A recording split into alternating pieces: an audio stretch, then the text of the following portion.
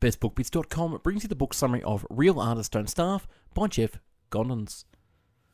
There's something gripping about the image of the poor poet leading a bohemian life and surviving on the bare minimum. But even though the idea of the so-called starving artist might seem romantic, the reality of having to fight to make ends meet is a tough grind. By contrast, being able to live off and even thrive from one's art is a dream that most aspiring creators share, and this book summary will explore how this lofty dream can become a reality. This book summary will outline and debunk some of the most popular myths about what makes a true artist and will explain how any artist can prosper.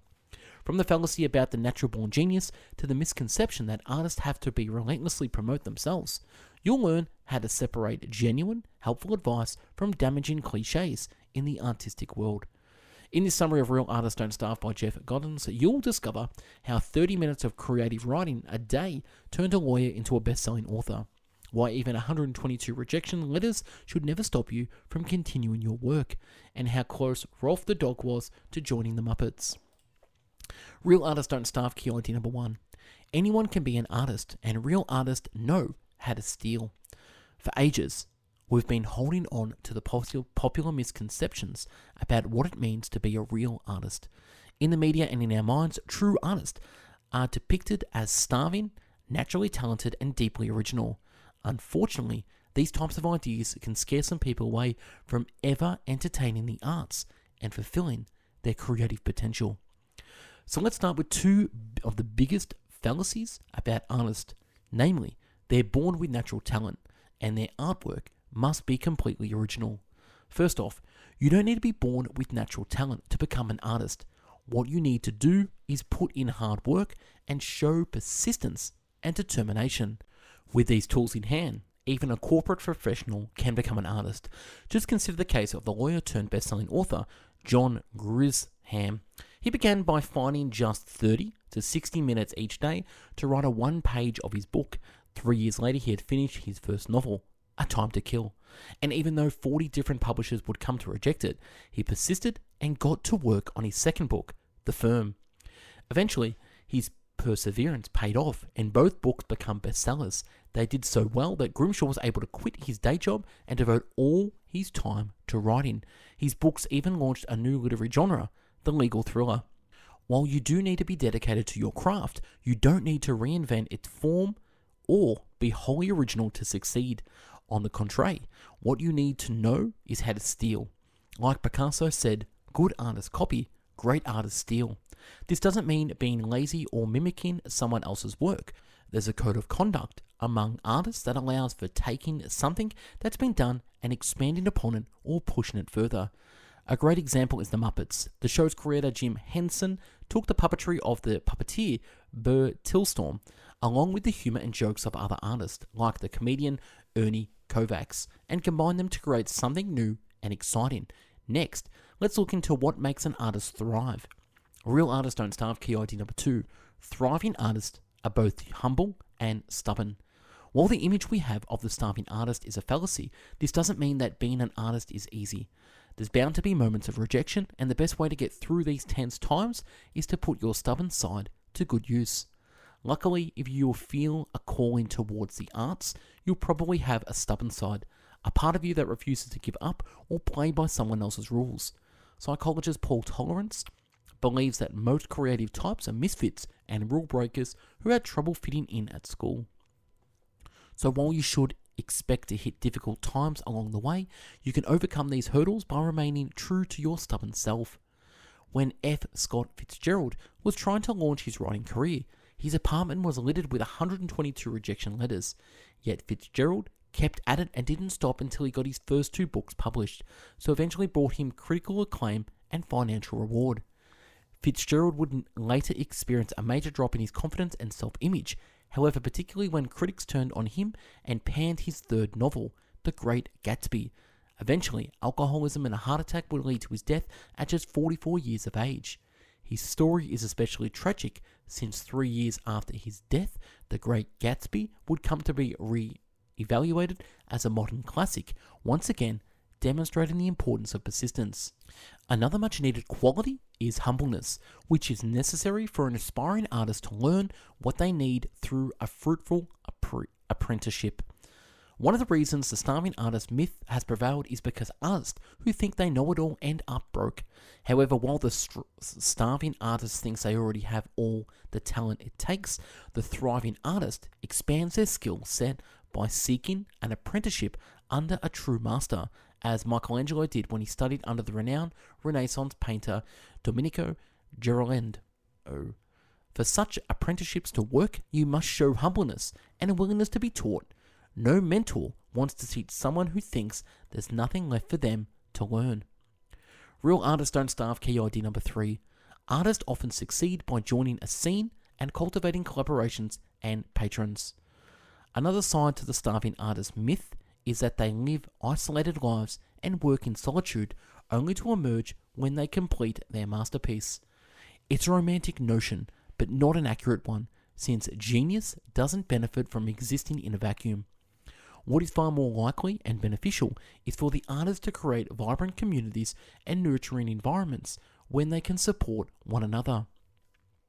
We've seen this throughout the years in many contexts, such as in post-World War I Paris, when Eraser Pound, Ernest Hemingway, and James Joyce, among many others, lived and worked in the same neighborhood. More recently, like in areas of Silicon Valley, creatives in the tech field have come together to invent amazing software that one lonely programmer in a basement would probably never have come up with. To cultivate collaborators, you have to know where to look. So study your field to become familiar with the best artists and find out what they do very well. We see this a lot in today's hip-hop music scene. While some have been critical of artists like Beyonce and Kanye West because their albums have dozens of writers collaborating on them, this isn't a sign of inferiority. Rather, it's a sign of visionaries who can bring together great talents to create a powerful work of art.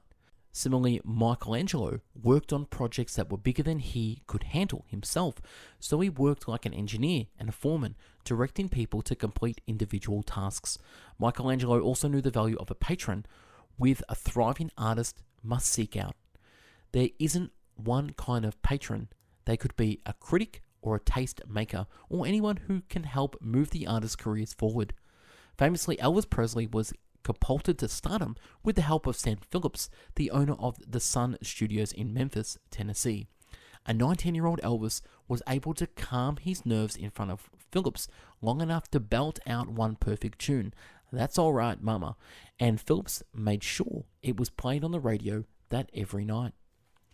2 years later, every American teenager knew Elvis's name. Real artists don't starve. Key idea number 4. The thriving artist shares and interacts with their audience. Finding an audience is critical to being a thriving artist and not a starving one. But luckily, there is more opportunity than ever for an up-and-coming artist to get noticed. While a lot of artists despise the idea of marketing and advertising and find it all rather sleazy these days, there are ways to share your art and build a following in a more natural and organic way. One of the most common ways is through a regularly updated blog that offers a peek into your creative process. An example is to look at the trajectory of Stephanie Halligan, an artist who always dreamed of being an animator. Despite these dreams, Halligan was $34,579 in debt after college, so she began to take a job working as a financial consultant for low-income families. This led Halligan to start a blog called Empowered Dollar in 2012, which was a way for her to pass on her best and most effective tips she'd learned. She'd still felt an artist calling, so after 2 years of the blog growing its audience, she began to add her own cartoons who accompanied her new post. Suddenly, for the first time in years, Halligan felt alive, and this feeling grew as she began to sell prints of her cartoons to her readers. Soon, she was starting a new art blog and taking on clients, such as banks and universities, who liked her motivational cartoons. But an artist can use the internet for more than just sharing their art with people. Many artists today find ways of interacting directly with their audience online. New musicians can test out new songs and release demos, while artists can share works in progress in a variety of different ways, such as through website Bandcamp.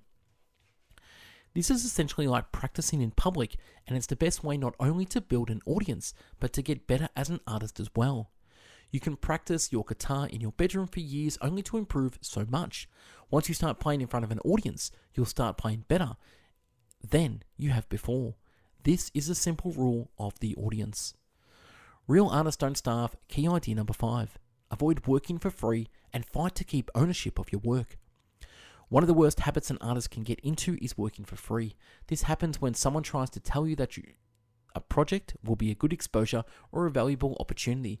But much like the unpaid internship, it's often a way for someone to exploit your talents and take advantage of you.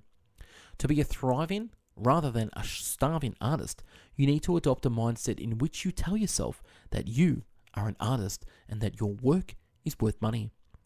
Placing value on your creative work is also a way of valuing the entire artistic profession, which is something Michelangelo fought for. He insisted that artistry should be considered a noble profession and that artists should be called by their latest names, which was customary for only the aristocracy at the time. More recently, the novelist Steven Pressfield has stated that you become an artist once you start saying you're an artist, so you can start printing those business cards that you're a painter, writer, or a graphic artist, so make sure you charge accordingly. Another thing to be aware of if you want to thrive as an artist is ownership. Countless artists have signed deals when they were just getting started that gave up ownership for their art for a lump sum of money, and they virtually always live to regret it. Luckily, the Muppets creator Jim Henson didn't make this mistake. When he was starting out, the Purina Dog Food Company offered him $10,000 for the rights to his Rolf the Dog puppet. His agent thought it was a good deal, but Henson wisely turned it down. If he hadn't, he wouldn't have been able to use Rolf as a beloved character when he launched his television show, The Muppets, years later. So the bottom line, if you want others to respect you, you have to take ownership and always charge money. This way, you can take part in the new renaissance. Real artists don't starve. Key idea number 6. The new renaissance is here, with artists that have a diverse set of skills and don't starve for their art. Often someone who dabbles in a variety of vocations is seen as being less talented than someone who concentrates on just one skill. But it wasn't this way during the Renaissance. In fact, the term Renaissance man describes a well-rounded craftsman, someone who could work in different trades. This is the kind of person we're starting to see more of today, a new kind of Renaissance artist. Since there has never been more ways to share the art we create and get our hands on the tools we need to make art, we are seeing the dawn of a new renaissance. Much like during the original Renaissance, today's artists are those who are restless in their pursuit of more than just one craft, as this makes both life and work a richer experience. Mark Fraudenfield is one such artist. He's a mechanical engineer by trade who co-founded the website Boeing, which began as a zine for the creative mind in the late 1980s. Since then, it became a popular website, and Fraudenfield has gone on to become an associate editor for the Wired magazine and a publisher of a book of magic tricks. He is also an artist in his own right, with work displays in exhibitions across the United States. Fraudenfield knows that people have traditionally looked down on those who don't fit nearly into one category, but he's found success following his artistic inspirations, wherever they may take him. For Fraudenfield, this mentality helped ensure that he never became a starving artist. He's always seen the goal of making money as a way to become your own patron. This way, you can use the money you earn to make more art and keep the cycle going. So get out of the starving artist mindset and enter the psyche of a thriving artist by studying and stealing from the great artist. Then find an apprenticeship to learn from a master, and if you venture out on your own, be persistent until you find your audience. And finally, always remember, never work for free. In review, Real Artists Don't Starve book summary. The key messages in this book. The romantic image of the starving artist is a myth that needs to be debunked. With so many tools and great ways to be creative and share one's art with the world, there is no reason to adopt the mindset of a starving artist. Rather, to be a real, thriving artist, start by studying your field carefully and learning from someone you admire. With persistence and practice, you'll be able to make great works of art. Actionable advice. Find a valuable apprenticeship by doing your homework and following the master's lead. If there's an artist you truly admire, study them and learn everything you can from them before you introduce yourself. Create something that is influenced by them and your admiration for their work, and which shows that you are eager to learn. Be humble and teachable, then introduce yourself to the artist and let them know that you want to learn everything you have and are willing to offer. That's a wrap on this book summary, Real Artists Don't Starve. If you like this book summary, we've done over 1,000 book summaries in video, written, and audio format. Check out the website, bestbookbits.com. Subscribe to the YouTube channel and follow us on Spotify, Google Podcast, or Apple Podcast. Thank you for watching and listening. Have yourself an amazing day. Take care. Bye-bye now.